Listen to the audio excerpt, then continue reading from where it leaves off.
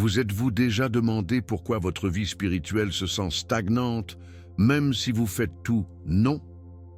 Vous allez à l'église, vous chantez les chansons, vous écoutez des sermons, mais au fond, quelque chose ne va pas bien. Et si je vous disais que ce que vous pensez être la foi pourrait être la tromperie? Oui, la tromperie portant un costume et portant une Bible. Ce n'est pas une théorie du complot, c'est une réalité biblique. Et la partie la plus terrifiante, cela ne se produit pas à l'extérieur de l'église, ça se passe à l'intérieur, tout de suite, dans les chaires, en phase de culte, dans les enseignements qui semblent spirituels, mais qui sont complètement détachés de la vérité de la parole de Dieu. Jésus nous a avertis dans Matthieu 24 que beaucoup seraient trompés. Pas quelques-uns, beaucoup, et la plupart d'entre eux ne le réaliseraient même pas. C'est pourquoi cette vidéo n'est pas seulement un autre message, c'est un réveil spirituel. Parce qu'il y a une raison, juste une, pourquoi la majorité des chrétiens seront égarés dans les derniers jours. Et si vous ne savez pas ce que c'est, vous tombez peut-être déjà pour cela. L'ennemi ne vient pas avec des cornes, il vient avec du charisme. Il ne parle pas de mensonges, vous remarqueriez cela. Il dit des vérités tordues, mélangées avec suffisamment de lumière pour vous faire baisser votre garde. Et des millions d'embrassent une version de Jésus qui ne sauve pas, ne fait que calmer. Dans cette vidéo, je vais exposer la stratégie la plus efficace de l'ennemi et vous montrer comment les chrétiens sont tranquillement éloignés de la vraie foi, grâce au christianisme émotionnel, à la confiance mal placée, aux fausses doctrines et à un mouvement mondial qui prépare le monde à rejeter le véritable évangile. Mais plus que cela, je vais marcher avec vous à travers la façon de rester ferme, comment revenir à la vérité inébranlable de la Bible, et comment cultiver une relation avec Jésus-Christ si réelle, aucune tromperie ne peut vous arracher. Alors restez avec moi jusqu'à la fin. Ce que vous êtes sur le point d'entendre peut vous faire face, vous secouer, même vous offenser. Mais si vous le prenez au sérieux, cela pourrait vous sauver l'âme. Avant de commencer, dites-moi dans les commentaires, avez-vous déjà ressenti quelque chose au sujet du christianisme moderne ne ressent pas? Non? Soyez honnête. Et si vous croyez au pouvoir de la foi, à l'autorité de la Bible et au nom au-dessus de tous les noms, Jésus-Christ, puis comme cette vidéo, abonnez-vous à la chaîne et activez les notifications. Parce qu'aujourd'hui, nous ne découvrons pas seulement la tromperie, nous récupérons la vérité qui nous libère. Il y a une tempête tranquille qui se prépare à l'intérieur de l'Église et la plupart des croyants ne réalisent même pas qu'ils sont au milieu. L'ennemi, rusé et trompeur, ne frappe pas à la porte avec des cornes et des flammes. Non, il est déjà assis à la table, portant un costume de lumière, citant les Écritures et chuchotant des demi-vérités au cœur sincère. C'est pourquoi ce message n'est pas seulement important, il est urgent. De nombreux chrétiens aujourd'hui ne sont pas induits en erreur, non pas par le monde, mais de leur propre congrégation. Ils suivent les dirigeants charismatiques, le déménagement des séances de culte et les enseignements tendances qui scintillent à la surface, mais sont profondément déconnectés de la vérité de la Bible. La tromperie est si subtile qu'elle se sent bien. Et c'est exactement comme ça que l'ennemi le veut, parce qu'il n'attaque pas votre foi en le rejetant. Il le corrompt de l'intérieur. La foi sans discernement devient une arme contre vous-même. Ce qui est effrayant, c'est combien de croyants ont échangé le fondement solide de la parole de Dieu pour des expériences émotionnelles. Ils cherchent un Dieu qui divertit plutôt que de se transformer. Ils veulent des bénédictions, pas une correction, confort, pas conviction. Et dans cet espace où la vérité est gênante et le repentir est évité, l'ennemi prospère. 2 Corinthiens 11-14 nous rappelle que Satan lui-même se dégage comme un ange de lumière. Cela signifie que la plus grande menace pour votre homme n'est pas toujours l'obscurité, c'est une fausse lumière qui vous égare. Et voici la torsion. Beaucoup pensent qu'ils sont debout dans la foi alors qu'en réalité, ils s'appuient sur des personnalités, des plateformes et des philosophies qui semblent saints mais vides de Jésus-Christ. Ils font confiance aux sermons, sur les Écritures, vibrant les versets et les dirigeant sur le Dieu vivant. Il est déchirant de voir les jeunes croyants sur le feu pour Dieu se dériver dans le brouillard spirituel parce qu'ils n'ont jamais appris à ancrer leur foi dans la Bible. Et les chrétiens plus âgés, qui devraient être des piliers de sagesse, font souvent écho aux doctrines qu'ils n'ont jamais examinées, simplement parce que cela semble bien ou tout le monde le dit. Mais les sentiments ne sont pas des faits. La vérité n'est pas soumise aux tendances. Jésus nous a avertis dans Matthieu 24, 5, que beaucoup viendraient en son nom et tromperaient beaucoup. Pas quelques-uns, beaucoup. Et le pire, ces trompeurs ne se présentent pas dans les robes démoniaques. Ils prêchent, chantent-ils, ils sourient, ils disent « Jésus est Seigneur », mais leur message nie la puissance de la croix. Leur version de la foi est désinfectée, dépouillée de sacrifices et sûre pour un monde qui déteste le vrai Jésus. C'est pourquoi le discernement n'est plus facultatif. Si votre compréhension de Dieu est davantage façonnée par des moulinets Instagram que par la parole, vous êtes déjà en danger. Si votre cœur afflue dans un discours puissant mais ne tremble pas aux Écritures, quelque chose ne va pas. La stratégie de l'ennemi n'a pas changé depuis Éden. Il tord les paroles de Dieu juste assez pour semer le doute, juste assez pour sembler crédible. Ève n'est pas tombée parce qu'elle détestait Dieu. Elle est tombée parce que le serpent a fait ressembler le mensonge comme une vérité. Et c'est donc aujourd'hui. Les chrétiens qui ne connaissent pas la Bible entrent dans un piège à bras ouverts. La foi sans connaissance est une bombe à retardement. Et le seul antidote va plus loin dans la parole et dans une véritable intimité avec Dieu par Jésus-Christ. Mais ne paniquez pas, c'est l'espoir. Si vous écoutez cela, cela signifie que votre esprit sent déjà que quelque chose ne va pas. C'est le Saint-Esprit qui vous pousse. Vous n'êtes pas seul. Vous n'étiez jamais censé naviguer dans ces temps les yeux bandés. Dieu nous a donné tout ce dont nous avons besoin pour rester fermes, son esprit, sa parole, son Fils. La question est, allons-nous les utiliser?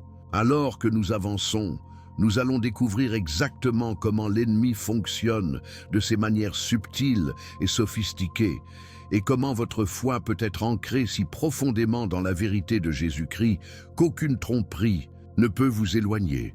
Parce que si nous ne comprenons pas la stratégie, nous ne pouvons pas résister à l'attaque. Et c'est exactement ce que nous explorerons dans la prochaine partie de ce voyage.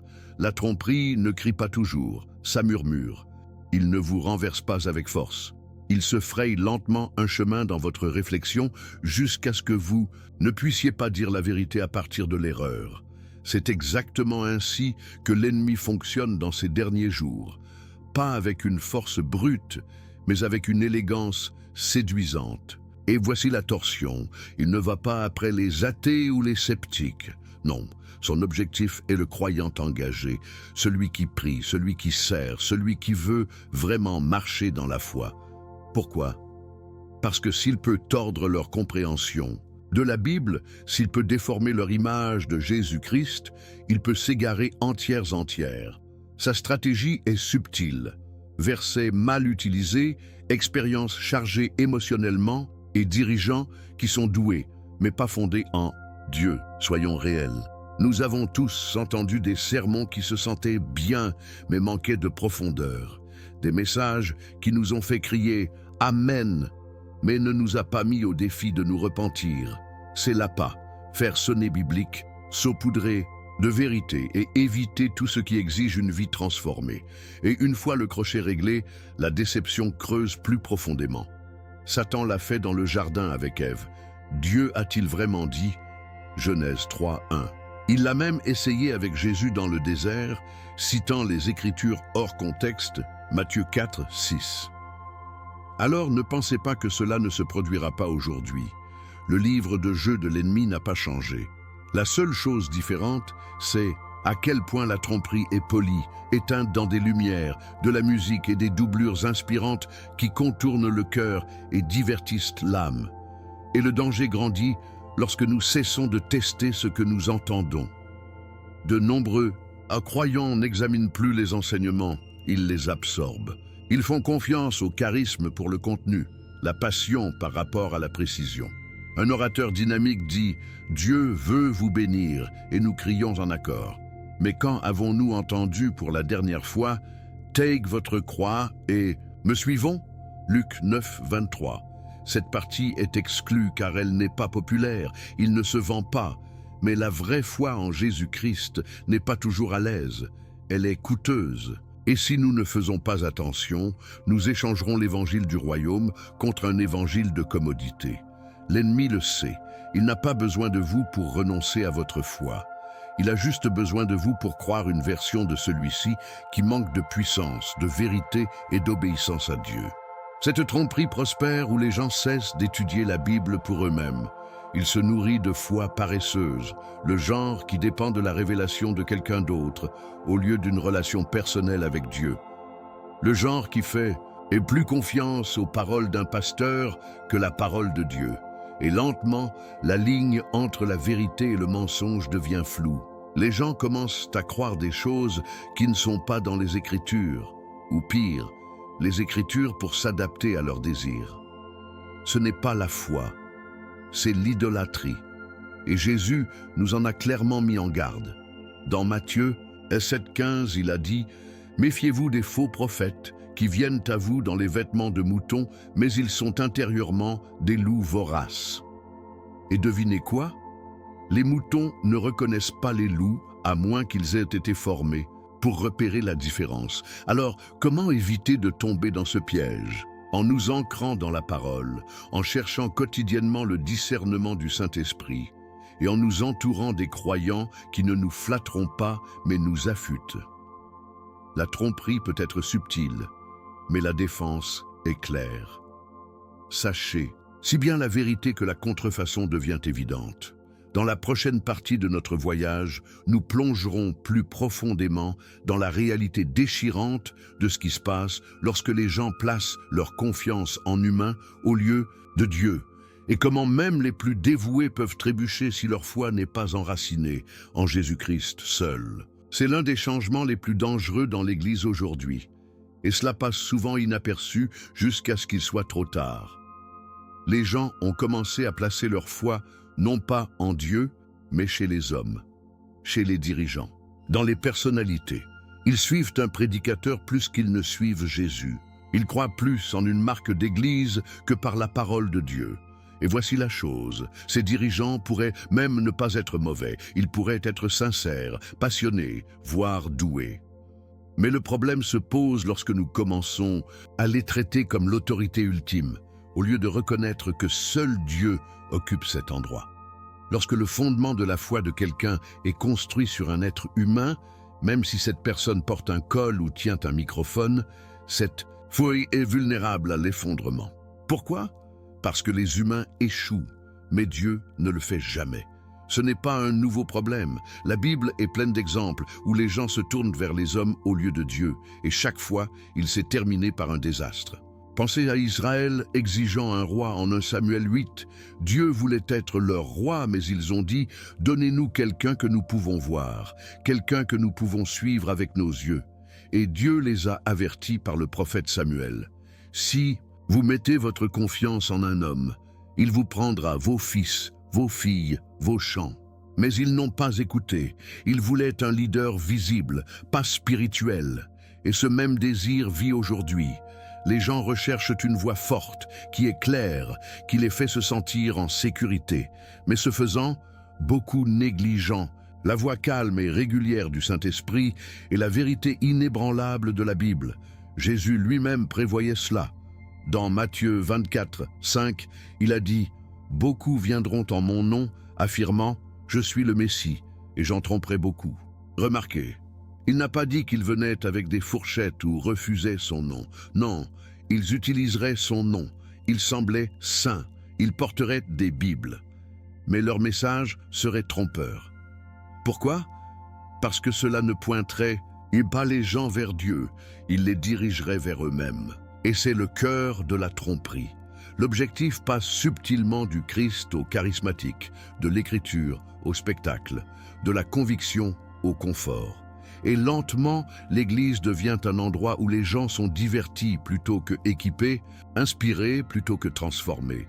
La foi devient superficielle, construite sur des applaudissements au lieu de la vérité. C'est vraiment déchirant, vraiment. Tant de croyants ne réalisent même pas que leur relation avec Dieu est filtrée à travers quelqu'un d'autre.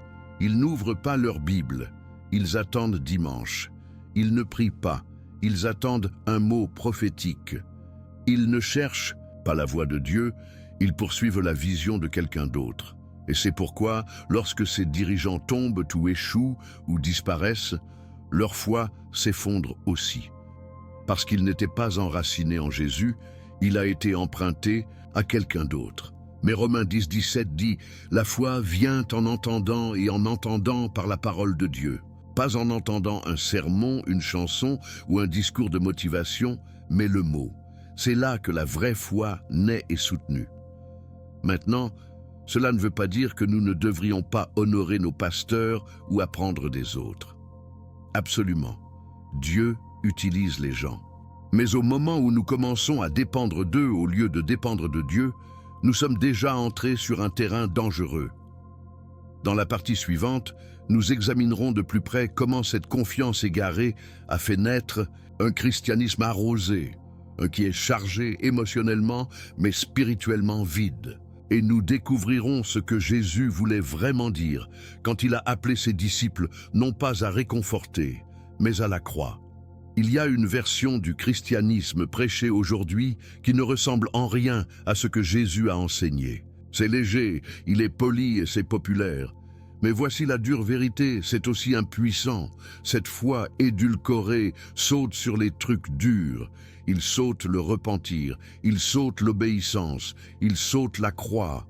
Il promet de la joie sans reddition, sans faveur, sans sacrifice et paradis sans sainteté. Et pourtant, d'innombrables chrétiens tombent amoureux. Pourquoi? Parce que ça fait du bien. Il est plus facile de crier des bénédictions que d'examiner votre cœur. Plus facile à chanter sur la liberté que de crucifier votre chair.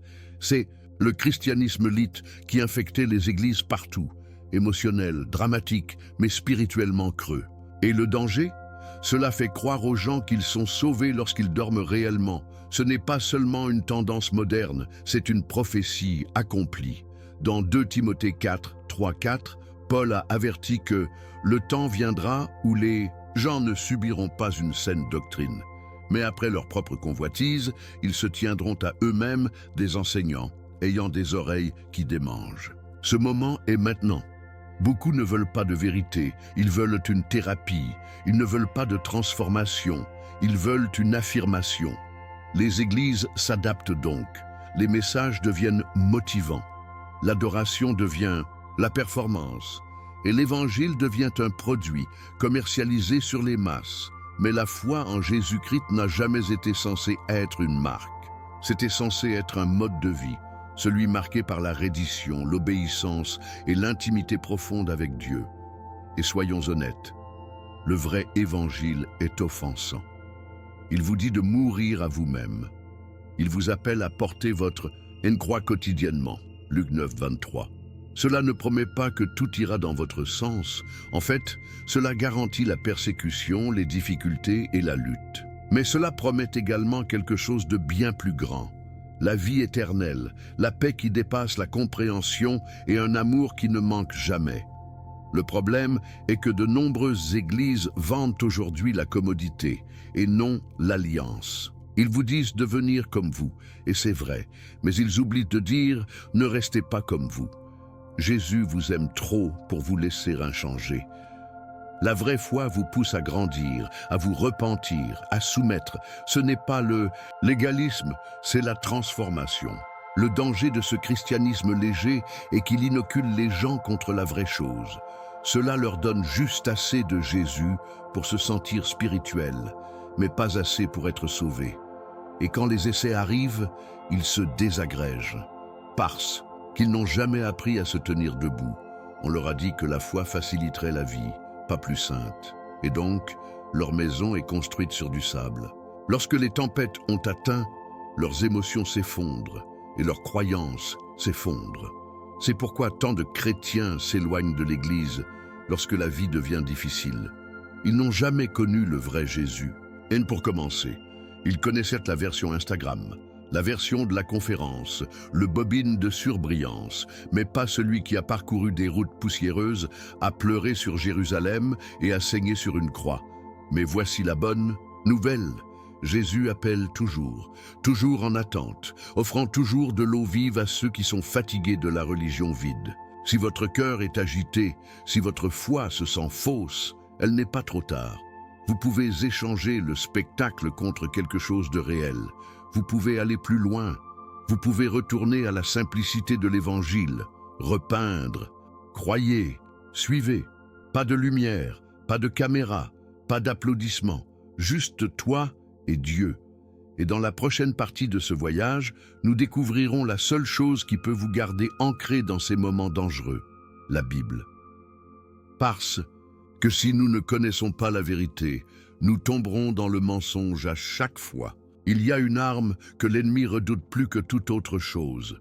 Ce n'est pas votre fréquentation de l'Église, ce n'est pas à quel point vous chantez fort, et ce n'est même pas à quel point vous priez émotionnellement. C'est votre Bible.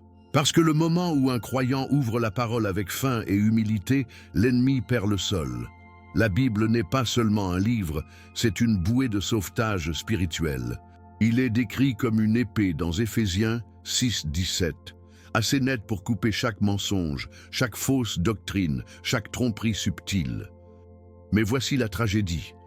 De nombreux chrétiens le traitent comme une décoration au lieu d'une défense. Ils le possèdent, mais ils ne l'ouvrent pas.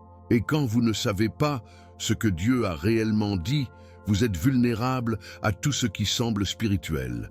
C'est exactement ainsi que Satan a trompé Ève dans le jardin, en tordant ce que Dieu avait déjà parlé. Il ne nie pas de Dieu, il l'a déformé. Et malheureusement, c'est toujours sa tactique aujourd'hui. Il n'a pas besoin de vous convaincre de l'adorer, il a juste besoin de vous pour mal interpréter les Écritures.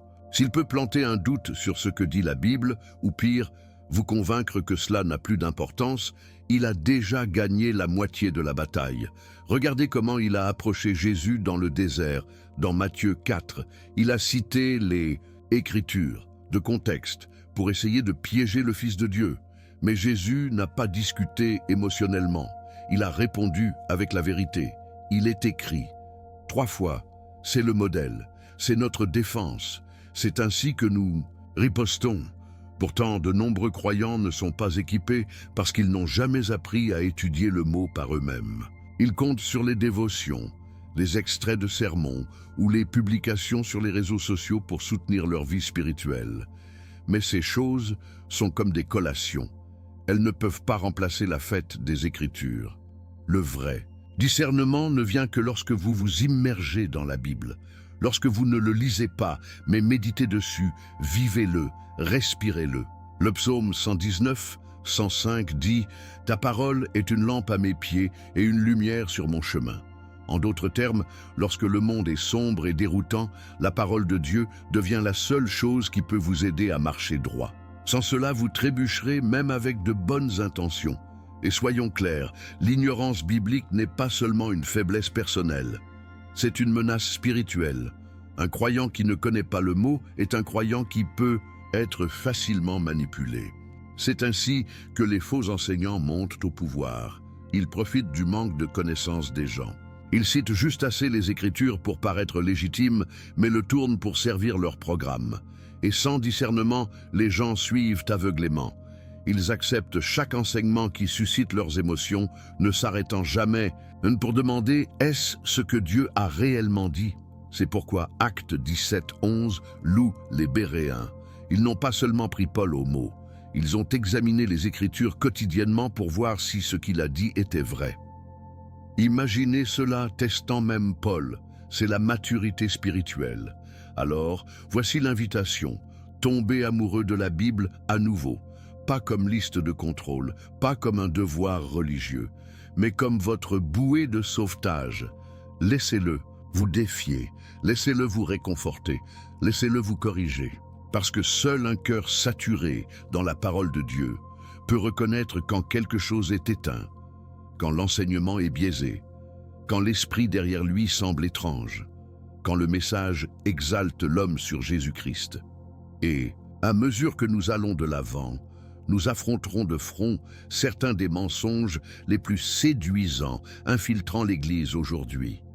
Des doctrines et une religion en un monde montante qui promet l'unité mais rejette la seigneurie de Jésus. Vous aurez besoin du mot comme boussole pour ce qui va suivre. Il y a une tempête à l'horizon et la plupart des chrétiens n'ont aucune idée qu'il a déjà commencé. Ce n'est pas une guerre politique ou une invasion militaire. C'est une séduction spirituelle, un changement mondial qui jette les bases de la plus grande tromperie que le monde ait jamais vue. Au centre de celui-ci, les fausses doctrines enveloppées dans le langage de l'amour et de l'unité. Il ne s'agit pas de rébellion ouverte, il s'agit d'un compromis subtil, le genre qui promet la paix tout en retirant tranquillement Jésus-Christ du trône. L'ennemi a appris qu'il n'a pas besoin de nier carrément l'Évangile. Il a juste besoin de le remodeler, une version plus douce et plus sûre, celle qui promet la bénédiction sans sainteté, le salut sans repentir et Dieu sans la Bible. Cet évangile enduit de sucre est partout. Il remplit les stades, vend des livres et devient viral en ligne.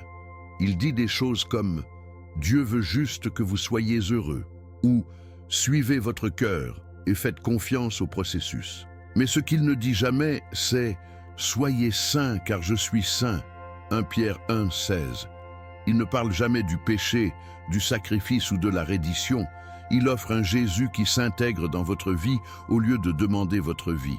Et la tragédie est que des millions l'achat y achètent. Pourquoi? Parce que ça sonne bien. Parce que cela semble stimulant. Car il supprime l'infraction de la croix. Mais les Galates 1:8 nous donnent un avertissement effrayant. Si quelqu'un prêche un évangile contrairement à celui que nous vous avons prêché, laissez-le être. Précisé, c'est comme ça au sérieux Dieu prend ça, et ça ne s'arrête pas là. Cet évangile dilué jette les bases de quelque chose de beaucoup plus grand. Une religion mondiale qui promet l'unité parmi toutes les confessions, mais nie la vérité exclusive de Jésus-Christ. Il favorise la tolérance à tout, sauf l'idée que Jésus est le seul moyen. Et c'est le danger. Le monde se prépare à embrasser un messie de paix, un leader charismatique qui unira les gens dans les nations, les idéologies et les croyances, mais qui rejettera la croix et niera l'autorité de la Bible. 2 Thessaloniciens 2 l'appelle l'homme de l'anarchie. Il n'aura pas l'air mal. Il ressemblera à l'espoir. Il ressemblera à l'amour. Mais son message sera du poison. Et seuls ceux enracinés dans la parole de Dieu verront à travers le masque. Ce n'est pas de la science-fiction, c'est la réalité prophétique. Et l'Église n'en est pas exempte. En fait, une grande partie de la tromperie proviendra de l'intérieur. Les faux enseignants se lèveront, prêchant des messages qui apaiseront mais ne sauvent pas. Les églises feront des compromis pour rester pertinentes. Et lentement, la frontière entre la vérité et le mensonge se brouillera, jusqu'à ce que Jésus ait l'impression de se tenir seul. Mais c'est exactement ce qu'il a dit. Dans Matthieu 10, 22, Jésus a averti « Vous serez détestés par tout le monde à cause de moi, mais celui qui se tient ferme jusqu'à la fin sera sauvé. » C'est le coût de la vraie foi. Et c'est pourquoi le discernement n'est plus facultatif, c'est la survie. Alors, que pouvez-vous faire ? Ne vous contentez pas d'écouter, testez tout. Ne suivez pas simplement en attendant. Tenez chaque sermon, chaque chanson, chaque enseignement chrétien à la lumière des Écritures. Parce que dans un monde qui est sur le point de s'unir sous un mensonge, seule la vérité de la parole de Dieu vous gardera ancré. Et au fur et à mesure que nous allons de l'avant, je vais vous montrer exactement comment garder votre cœur en ces temps, à travers une étude biblique profonde, une prière implacable et une communauté spirituelle qui marche avec Jésus. Parce que la tromperie est réelle, mais le pouvoir de le surmonter également. Si les derniers jours sont remplis de tromperie, la survie dépend de la préparation. Et non, ne pas stocker de nourriture ou de construction de bunkers, mais une préparation spirituelle. Si vous voulez éviter d'être emporté par de faux enseignements, une foi superficielle et des distractions séduisantes, vous devez aller profondément dans la parole, dans la prière et dans une véritable communauté spirituelle. Commençons par la fondation, la Bible. non seulement le lire de temps en temps, mais la plonger quotidiennement, comme votre vie en dépend, car c'est le cas. Hébreux 4:12 dit que la parole de Dieu est vivante et active, plus nette que n'importe, onguelle épée à deux tranchants. Cela signifie que chaque verset que vous lisez coupe la confusion et révèle la vérité. Si vous ne savez pas ce qui est écrit, comment reconnaîtrez-vous un mensonge? Nous avons parlé de tromperie, mais voici ce que beaucoup oublient. Cela ne fonctionne que lorsque la vérité n'est pas familière.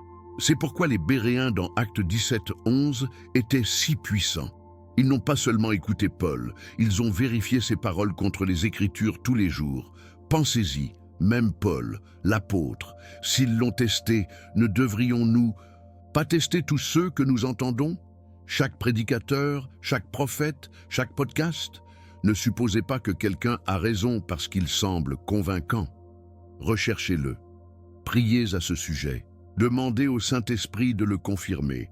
C'est ainsi que vous développez le discernement. Et le discernement n'est pas un luxe spirituel, c'est une nécessité. Dans un monde rempli de bruit spirituel, c'est la seule façon d'entendre Dieu ou clairement. Mais cela ne s'arrête pas avec la lecture. Vous avez également besoin d'une vie de prière, de la prière. Pas des mots mécaniques et répétitifs, mais des conversations honnêtes et brutes avec Dieu. Jacques 5:16 nous dit que la prière d'une personne juste est puissante et efficace. La prière secoue vos oreilles à la voix du Père. Il ouvre votre cœur à la correction et vous donne la force de résister à la tentation. Et plus vous priez, plus vous reconnaîtrez quand quelque chose se sent éteint, quand un message manque de l'esprit, quand un mouvement se sent, quand un enseignement contredit Jésus-Christ. La prière entraîne votre esprit à remarquer ce que vos yeux et vos oreilles pourraient manquer. Il construit une intimité avec Dieu qu'aucune tromperie ne peut se casser. Ensuite, vous avez besoin de communauté, recale, communauté biblique.